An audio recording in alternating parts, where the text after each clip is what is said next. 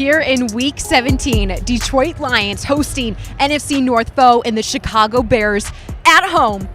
And the final score, 41-10. That is what we like to call an old-fashioned butt-whooping. Right. Lomas Brown, Yes. I'm Danny Rogers. Detroit Lions dominated in all facets of this football game. Defense needed a bounce back game today, and they got it. Oh my God! They did. They did. Before we get into any stats, let's not get ahead of ourselves. We Ready? gonna get, we got the shimmy. Oh yeah, a little shimmy. Wait, give it to me, Danny. Oh, there you go. Sorry. I like it. We're being real cute today. That's us. We are real cute today. Yeah. Happy New Year's Day, everyone. Happy 2023. Detroit Lions getting off to a great start to start this year, 41-10 against the Chicago Bears. They really needed this win to keep those playoff hope alive, and they got it done. First off the bat, Lomas, what impressed you the most from today? Man, just from the start to the finish, Danny, the tenacity that this team came out with. Dan Campbell said he was going to coach them hard this week. Credit to the players. They took that hard coaching. They learned from what those coaches said, and they came out on this field today, and they proved it. They showed it today, and that's so encouraging, especially with one more game to go and all the marbles on the line. One more to go. Yes. Let's hear what head coach Dan Campbell has to say after this big win. He's live at the podium right now. Oh, good. All right, I would start with this, man. I want to thank our fans. They were outstanding. They've been outstanding all year, and the place is loud. And it's a great environment to play in. You know, when you're a coach and a player and you really feel like you have home field advantage, man, it's a special feeling. And because there are home teams in this league that don't have that. They just don't, even when they're winning. So this is special, and I want to thank them for showing up again and being loud. It was awesome. I was proud of our team. I was proud of our coaches. I was proud of our team. We bounced back, and I knew we would because of the guys we have on this team, man. They went to work. They trusted us. We went full pads on Wednesday and said we're going to get our identity back, and we're going to recalibrate, and those guys did that. They trusted us, and they came out, and it looked like that. It looked like we were ready to go. It looked like we were more physical. So I was proud of them. Overall, your defense only gave up 10 points. It was a total team effort. I mean, on offense, you have some great moments in defense as well. Is this the best you've seen them play totality-wise? I don't know about that. I feel like we've actually, as a whole, we've probably played better games, just a little. But this is certainly up there. This is well done. And considering what we just bounced back from, I think is big. It just verifies all that what we are, what we know that we're capable of. And, you know, here we are. I don't know what that is, 6 out of 8 or something. What is it? I don't know. You guys know. There you go. So it's pretty good, whatever it is. And we got back to winning, which was great. Well, the young guys stand with James Houston with 3 sacks. Yeah. Pascal got a couple. Aiden got one. They got fumble recovery. Yeah. An interception. Just those young guys making impact plays like that. I mean, obviously that bodes well for the future. Right now. Yeah, they stepped up for us and did a great job, all those guys. And we talked about it. That was the key to this game defensively, was keeping him in. And we got hurt early. And that was self-induced. And it happened to us a couple of times, and we let them out of there, and those players know who they are, and they immediately came off, you know. And we got it straight, and that's a credit to them. But our athleticism in some areas showed up when it needed to. Here's the hard thing with playing a guy like Fields, man. If you just come barreling off the edge and you're out of control, then he's gone. So then you have to be able to bring a little bit of force and close the pocket in on him, but you can't commit one way or another because then he'll break contain again. So while all this is happening off, your back end's having to cover their rear off for 5, 6, 7 seconds at a time. And, so you give up a couple holding calls. I mean, that's not an easy task there. But all in all, man, I thought we snapped back on defense. We were much more physical. We got takeaways today. We did. We got sacks. We were disruptive. And as far as complementary football, our offense was able to take off a little bit and get them in a bind to where they couldn't just continually do the read run stuff, and give it to 32 one more time, all those things. Did you plan to run the ball that much, or did it just develop No, we wanted to run the ball. It's proud of the O-line. It's proud of Jamal. Swifty came to life, man. Watching Swifty, that's like being out in the desert with nothing to drink, and there's that water that you just found. It was great. It was great to see him, and he was feeling it, and that was good. But it was great to get Jamal going again, man. We've been talking about this, wanting to really get him lathered up and let him go. And our offensive line took this serious. They took last week serious, and there again we went to work. Our tight ends, receivers, everybody had a hand in it. So there again, it was a great job. Dan, what does it mean to you and the team to go into Green Bay with playoff stakes? I think it means everything. I think it's just so special.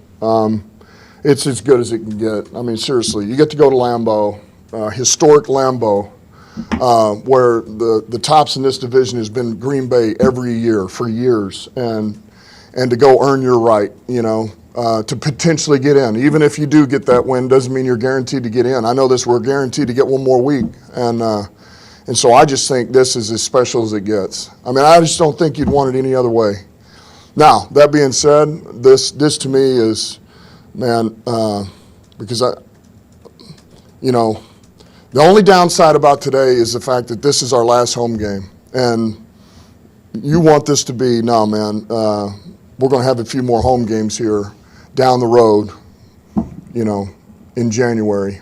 And so, but as far as where we're at right now, it doesn't get any better than this. Coach, I asked you earlier in the week, just about playing meaningful games, but make the playoffs or not at this point of the year. Do you feel the foundation being built with these guys is ready to pull these types of wins out December, January? Yeah. What does this do for you guys long-term? I do. I think this is what you want them to taste. They need to feel this. They need to understand what this is, because this has got to become the norm. This has to become the norm. And then once you start to understand this, then it becomes you're playing for the division. You're playing for where your seating's going to be. Like that's coming. But right now, to get a taste of all this right now and be in the hunt, be in the run, I think is huge for our guys. Jared was one of the hottest quarterbacks in the NFL in the month of December. He's just kind of continued that right into January and the new year. Let's talk about his play today at 72% completion percentage. And Yeah. Touchdowns, no turnovers again. Yeah. How much has he fueled what you guys are doing right now? Yeah, I would start with this. I'm going to give a lot of credit to Ben and Burnell, John Morton, all those guys, because they all have a hand in that. Now, as far as Goff himself, he's extremely hot, and he's playing at a very high level. He has a ton of confidence right now, and he's had this for a while. I mean, really since look, he's played pretty well all year. There's been a couple here and there, and the turnovers were early, but he's got a real good feel of the game plan, and you can just tell it's like he's in this mode right now where you feel like anytime you dial up a pass, he's going to find somebody. He's going to find the throw. He's going to get it to the guy that's open, and that's a great feeling, man. To feel your quarterback is in that mode and he's been there, it's a great feeling. And look, it helps when your O-line protects like it's protecting. I mean, that helps everything. Because this guy, look, here's what we know about Goff, man. You give him just a minute to see it, he can put it on the spot. I'm glad he's here. I know that. DeAndre Swift is a glass of water in the desert. What was it like seeing Jameson get, some space and be able to showcase that speed on that reverse? He's like a candy bar in the desert. But I wouldn't eat until I got that drink of water because my mouth would be dry. But it would be soon to follow. Yeah, it was great, and we wanted to see him. We had something up for him last week too, and we just never got to it. The flow of the game. We tried to get him a screen early. Didn't work out. And so to get him that one with a little bit of space, and you see him turn up, and it's, you can see that speed. So that's good to see. Get him a little more involved. And there again, man, the more that he does every week and the more that timing gets developed and just, man, him going. And I tell you what, he's hungry now. Like he goes, he works hard in practice. He wants to know what he needed to do or what.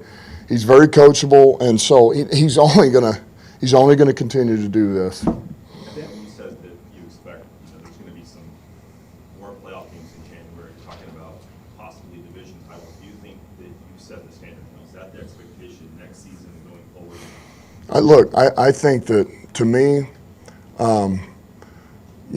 look, it's early right now. I know this. I always felt like that, look, you want to win a division championship as soon as you're on the spot. I mean, there's no doubt about that. But you also have a vision of where you think it needs to go. And I know this, like, we need to be competing for division championship next year. I mean, that's the goal. That's what Brad and I set out to do.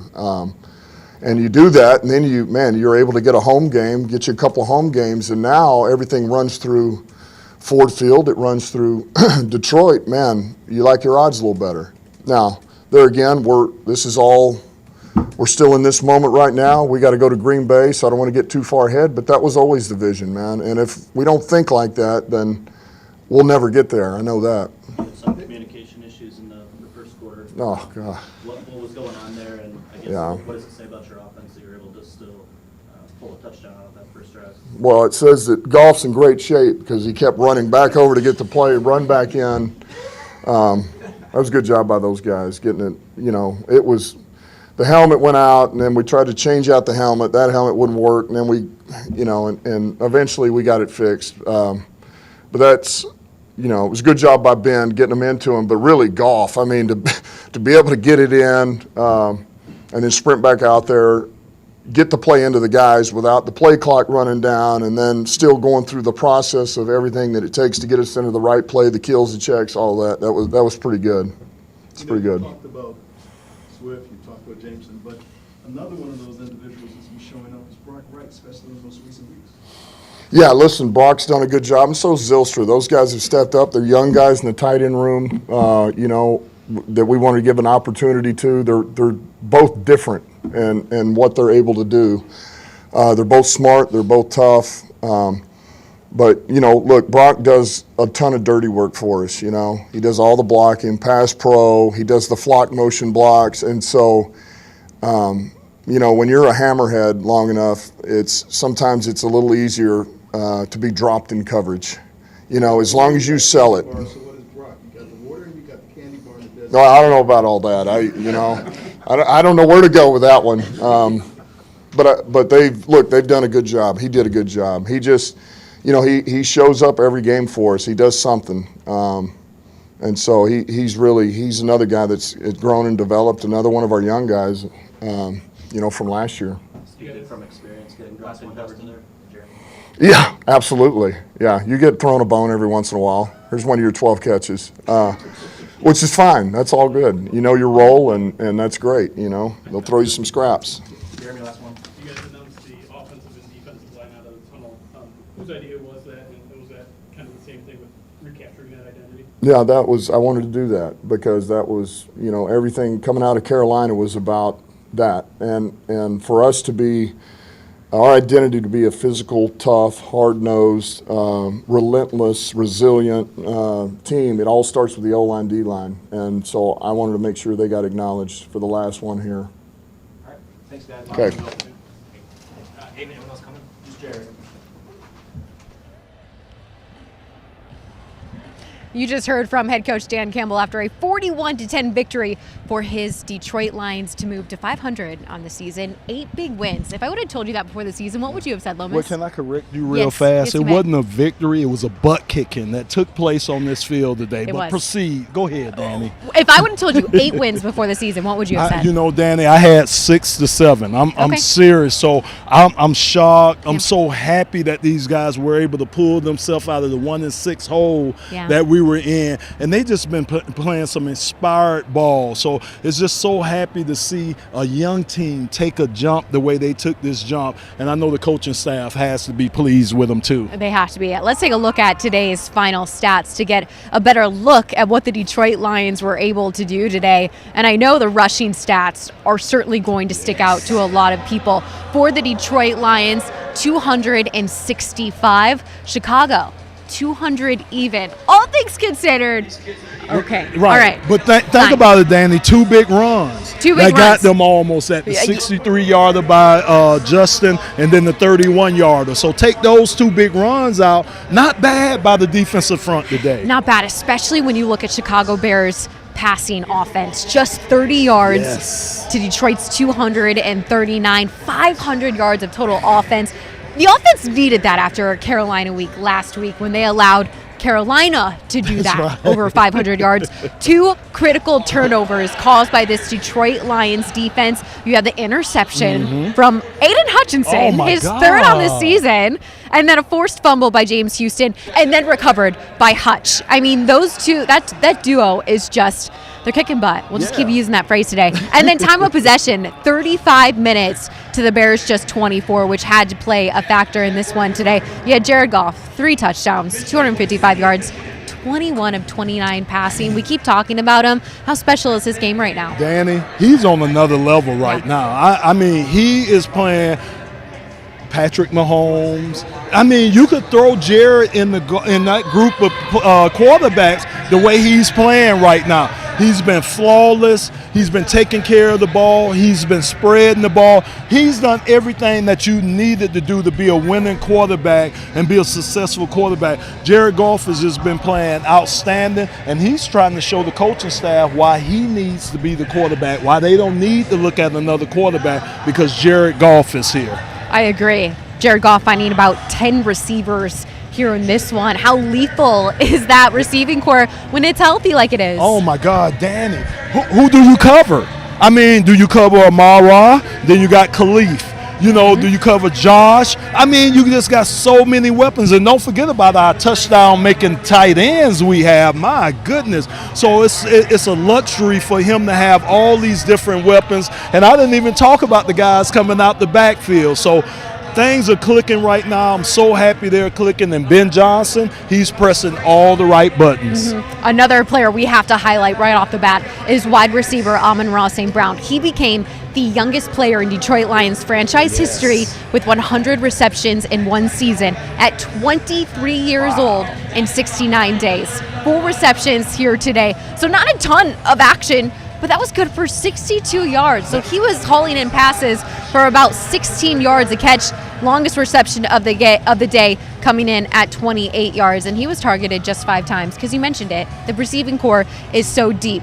What kind of game is Amon-Ra St. Brown displaying each week? Well, first of all, Danny, that's my long-lost cousin, Is the Brown, it? St. Brown, Yes. Brown. But, man, this dude, think of Danny, I came in with the GOAT, and I'm talking about Jerry Rice. I got drafted in the same draft as Jerry Rice. What this young man is doing, he putting up better numbers than Jerry Rice did. Now, that's saying something, and he's just on a trajectory of just keeping going up and up and up. So kudos to Amar keeping himself ready and being the professional that he is, because he is going to be a great player in this league for a lot of years. I mean, he is etching his name into history books for the Detroit Lions.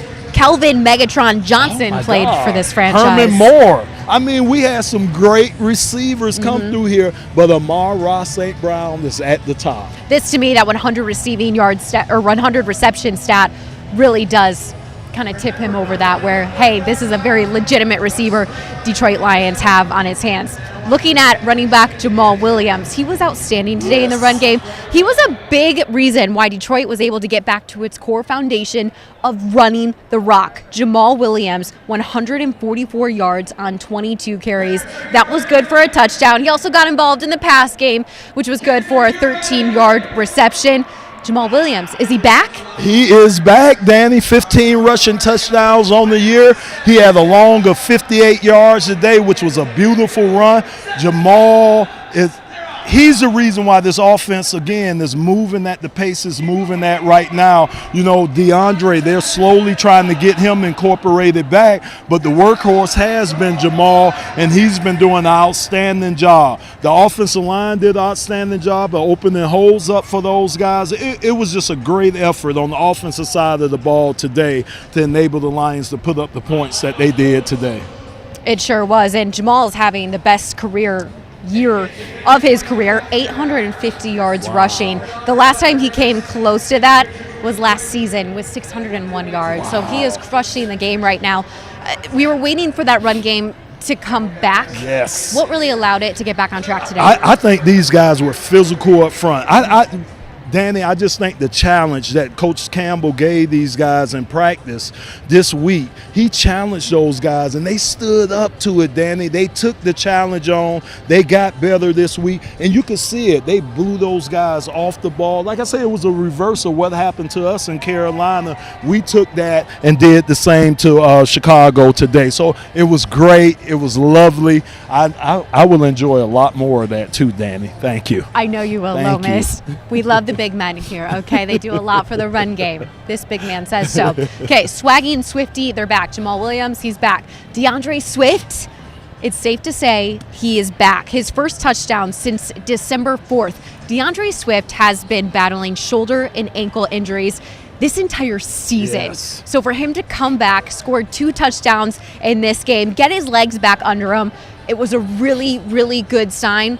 How did he elevate this rushing attack today? Man, he Danny, put him in space, and he'll make anybody miss. And I think that's what Ben Johnson tries to do. You just want to get DeAndre with the ball out in space and let him go, because the guy's so electric. He has so many moves, and he is such a weapon for us. So I'm so happy to see he's starting to get healthy. They're starting to incorporate him back more into this offense because, man, with him and Jamal, that's a great two-headed monster coming out the backfield for us. So hopefully we could keep him healthy, keep things progressing, and keep that run game going too. Sure thing. Let's get a closer look at one of DeAndre Swift's touchdowns. It was a 17-yard rush. He was able to, Swifty some people out of the way and get into the end zone for this one. We're taking a look back at the second quarter. This would give the Detroit Lions a 14-10 lead. Here you see Jared Goff dropping back the pass over here to DeAndre Swift, and he jukes some people and just goes. Just the play design too, Danny. You see how Jared faked it to the left and turned all the way back to his right to get the ball to DeAndre. It's just the play designs that Ben Johnson comes up with. It's the blocking of those front 5 guys, again, to get on their guys and allow DeAndre to get through that hole or allow DeAndre to set up his block. So it's just such a luxury to have that guy back and pretty much have all your guys back fully healthy. You could see what this team, this offense can produce. So just a welcoming sight to see number 32 back out on the field. And that was DeAndre Swift's second touchdown of the day, in the third quarter. That was a 21-yard haul to put the Lions up 38-10. So they didn't need it, but Coach Campbell going for the jugular today. And we appreciate that here in the NFC North. Why not? I mean, Why not? Look, those are divisional opponents. Step on them, Danny. Twist that foot and they throw. Put it on them, Danny. Yes. Woo! I want to talk about one receiver real quick, DJ Chark, who just seems to be like a consistent receiver here over the last few weeks. Taking a look at his stats right now, he had 56 yards. So he's been getting to that 90-yard reception mark over here, but he's coming up with some really big plays. Right. Yeah, what is he doing down the field? They're timely, Danny. The plays are timely that he's coming up with, so that's why you say he's coming up with these big plays. When you need him, he's there for Jared. And again, coming in and out of his cuts. And I'm telling you, the impressive thing about this receiving crew is they are so good at working behind the zone, finding a spot in the zone, presenting a big target for Jared to get the ball to them. That's something that you see veterans doing, but yet you see Amara St. Brown, you see our young guys doing that. So it's very good. Hopefully the chemistry will keep coming between Jared and those receivers, and they'll just keep getting better and better and better. All right, let's check in with DeAndre Swift, the running back, for my post-game interview with him. DeAndre, this running game was tasked with getting back to its old self. Over 260 yards on the ground today. How did that run game get back to its core foundation for this team? That's been the emphasis the last couple of weeks. Last couple of weeks it wasn't up to our standard. So we just tried to hone in on the little things, get back to what we do well, and it showed today. I know you wanted to get your run game back up to its standard. 2 touchdowns today, your first since December 4th. What level is your game at right now? Just trying to keep progressing, keep getting better each week, trying to finish the season strong for my guys, that's all. Complimentary football out here today in all 3 phases. Why was that such an emphasis today against these Bears? That's always the emphasis. It was close last time we went up there and played them. We didn't want to make it close today. We just did a good job. Like you said, all 3 phases. That's how we got it done. Last home game of the season. What did these fans do to help your team this season? They mean everything. They've been great all year. So them showing up every time we here in the stadium, we can't thank them enough. Swift.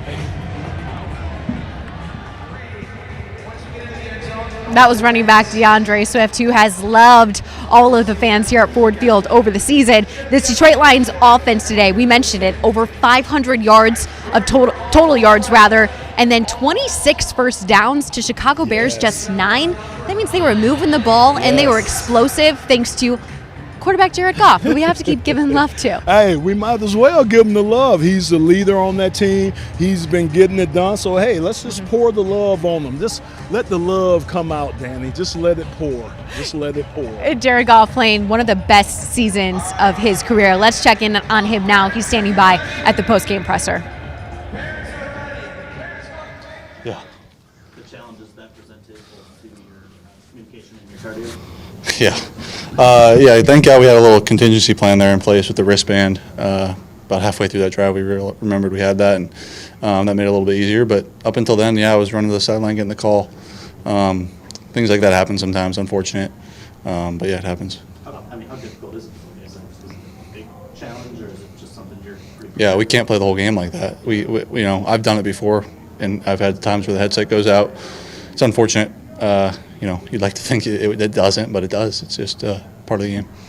Playing complementary football, I think 7 sacks for the defense. Yeah. A lot of the 10 points early, but then really shut the door. When you guys are home and like that, just how fun is it when you can every base is playing out? It really is fun. Yeah, it really is. Our defense did a hell of a job today, boxing him in. I know he had the one long run, but outside of that, I thought they did a great job. Shutting down Justin and doing what they were trying to do today. And then when we get a short field, it's huge. It changes everything for us. I think the series, we went 3 and out early in the game. Then they went 3 and out, and then we had they had a short punt or whatever happened, but we gained like 30 yards of field position without doing anything. And that's where it's like, okay, we feel the true complementary football, and it's fun. What was it to get that ground game going today? Important to get it going and to get those guys running confident and feeling the holes, and get the O-line playing confident like that too. And it was very important, and it was a good day to do it. Jared, what's it mean to having the playoffs still? Yeah, it's important. It's huge. It's where we want to be, playing the last game of the season, and it means something. And we'll see where we land after it all. How different of an offense are you guys when Swift was playing today? Yeah. Both phases? Yeah, he's dynamic. He's really dynamic, and we've got a handful of those guys now that you put the ball in their hands and anything can happen. And as a quarterback, it's pretty fun, and certainly as an offense, it helps us. Yeah, I asked Dan this as well, but just whether y'all make the playoffs or not, it's whatever the percentage is, whatever. But what does it do for y'all from a foundational standpoint to be playing in meaningful games? Yeah. For young guys. What do you think that means? Yeah, it's huge. It's huge. Not every team, players, young guys get the opportunity to play in games like this. I mean, there's a bunch of guys here who have, for the first half of their career, have not had that chance to play in a game in January that means something. And, we're going to get that chance next week. And, whether it gets us in or not, it's not up to us. But, going in there, trying to win and see everything falls at the end. In the first half, you had passes to 10 different players to have those kind of options. Did we 10 different players? 10. Wow. Yeah. What's that do for you, and how tough is that to defend? Yeah, it's part of how our offense works. There isn't really like a feature guy, and there isn't really like forcing it to one guy to get him the ball or anything. It's just kind of whoever's open gets the ball, and Ben does a good job calling it and keeping us in rhythm and keeping us on the same page. And I think when we're able to stay efficient on first and second down, it kind of works that way sometimes. And the tight ends again showed up huge today. You seem to be playing some pretty confident football right now. Is this the best stretch of football you think you've ever played? Probably, yeah. I won't jinx anything, but yeah, probably. We do hear pro athletes talk about that. Sorry, I didn't give you more there, but yeah. Basketball players like saying the hoop seems bigger when they're on a hot streak or whatever. Yeah. When you're playing a 6, 7, 8 game stretch like this with such efficient football, does it feel different out there? Does it feel slower? Or is there anything that's different? Yeah, I think confident and comfortable is the best way to describe it. I wouldn't say it feels slower, but I think where we're at with our offense right now, I'm so comfortable and so Ben and I are so much on the same page with every time he calls a play. I know why he's calling it, what the reason is, what defense we're expecting. You're just so much ahead of, where we've been in the past, and Ben and I are really on the same page, and it allows me to play pretty freely and pretty comfortable. What was the atmosphere like there today? Fun. Obviously, you guys aren't going to have another one here. can you just imagine what it would be like if you guys are winning division titles, having home playoff games? Yeah. Or something like that? Yeah, it'd be What it's like amazing. today? It'd be amazing. Today was so fun, and seeing those fans, knowing it's our last home game and how fired up they got. That video was pretty cool. I sat there and watched it towards the end. It's cool, man. It's really cool to see the culture building and to see the culture, kind of seething into the fans a little bit, and they feel it, and they're having fun with it. So, yeah, we love playing in front of these guys. It's a lot of fun. Jared, you mentioned the tight ends there, and they've been outstanding for the last 6 weeks, as you put your game up too. When you guys the team traded TJ, Yeah. that was a big move. You Yeah. seemed thrilled about it. Obviously, things were going to be more difficult, but since then, like you said, everything's taken off. What have those guys done, and has that done something for you? Not having TJ and having to maybe. Yeah, they've done a great job. They've been consistent, been where they're supposed to be. On time, block well, they do everything right, and they get themselves open, and there's nothing much else to it. I think I get that question every week, and it's like, and not to be, but like, since TJ's a great player, and TJ's doing tremendous things, and he's a tremendous player. But these guys are no slouches either, and I've stood their own, and I think it's a testament to their coaching and just who they are as players. One of the big plays early in the game was actually an incompletion. Fourth down, you made the decision when everything was covered to throw that shot up to DJ. Yeah. Could you just explain the mindset of that play and why that's the right throw to take a chance there in that situation? Only because it was fourth down. Yeah, if it's third down, I wouldn't have done that. Kind of everyone was covered underneath and saw him deep and figured, worst case scenario hopefully was pass interference. If it's intercepted in the end zone, so be it. But yeah, fourth down, just trying to make something happen. A couple more guys? All good? Good. Thank you guys. Thanks, Jared. You as well.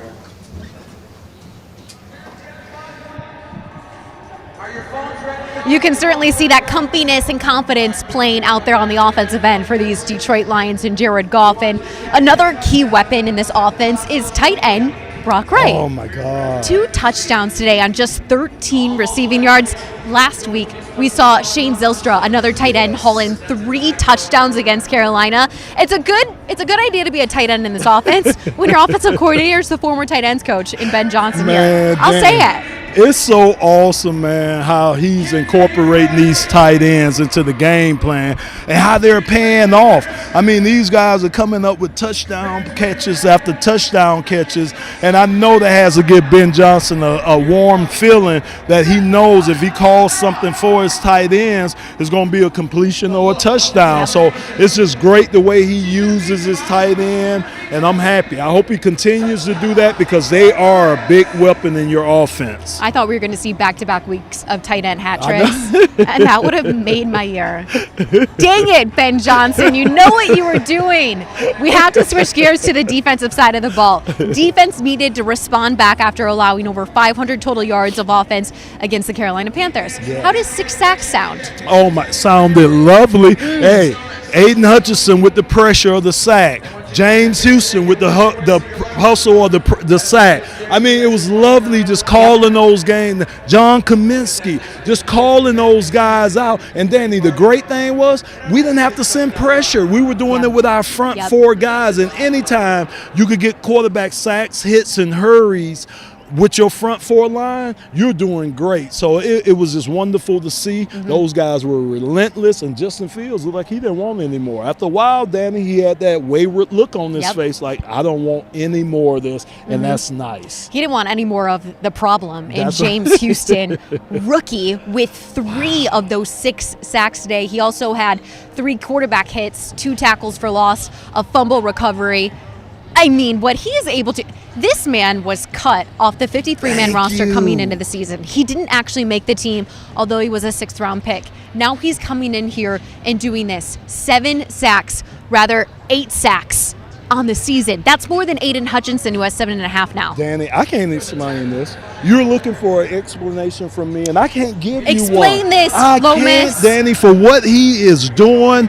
It's just amazing to me. And look, I spoke with the Chicago Bears radio station earlier today. Guess who they asked me about? They didn't ask me about Aiden. They didn't ask me about Jared. They asked me about James Houston. That's the impact that this young man is making, not only on the Detroit Lions, but making around this league. His name is getting around this league as a guy guy that you have to deal with. So happy for the young fella, and just think, Danny, he's only going to get better and better and better and better. That is your rookie leader in sacks for the Detroit Lions right now, linebacker James Houston out of Jackson State. Another rookie who is crushing it, has been crushing it all season long. And rather, we'll stick with James Houston for a second more. He's our player of the game because of those stats he put up. Here you see him bringing pressure, making sure he got to Justin Fields at any cost. And the smart thing he did, he didn't get to Justin Fields to tackle him.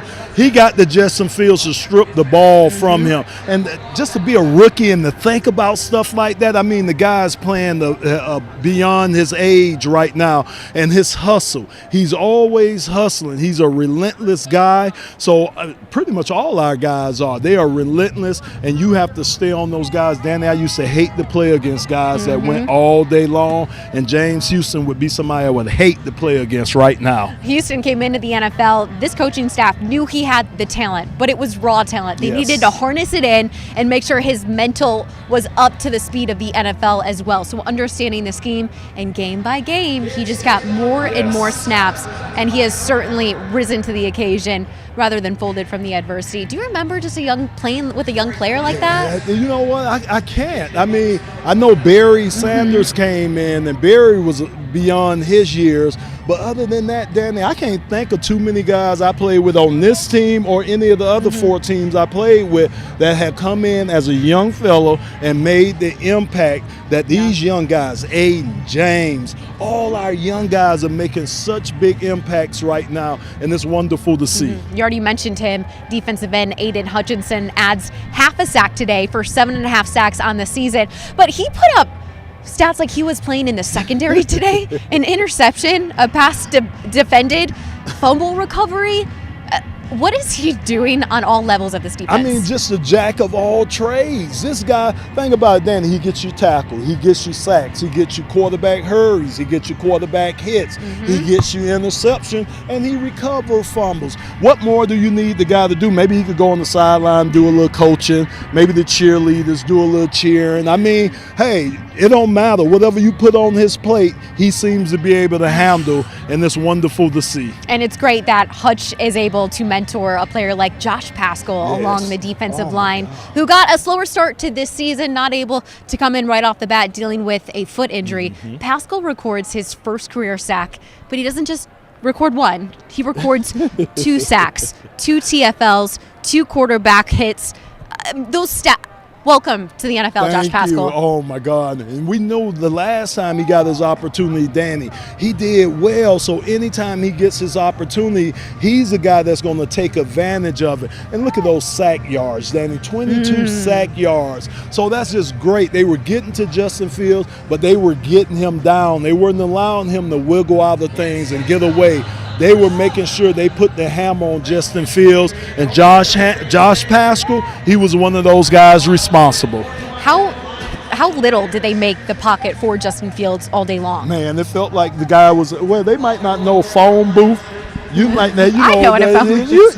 You know, but our younger audience might not know. But I like to say this, Danny. It was like a big guy in a tight suit. You know, you're all conformed. You can't move, no sudden movements and everything. That's what we did to them, like a big guy in a tight suit. We just kept them from moving and took advantage of them. Yes. Oh, my gosh. Your biggest takeaway from this defense that had been coming up with game-winning plays, took a game off, and they're back. Relentless. That's my takeaway. That's my one word. They were relentless today. They were relentless in the pass rush. They were relentless in their coverage. Justin Fields didn't have anywhere to throw the ball. They were relentless coming up tackling. This was a relentless defense today. They played like their hair was on fire, and that's how you're supposed to play. If you're a team in playoff contention, that's the way you're supposed to play, and they showed it today. All right, let's take a look around the league. There are some scores that we have to check in on for the Lions' sake. All right, we've already seen some of these play out.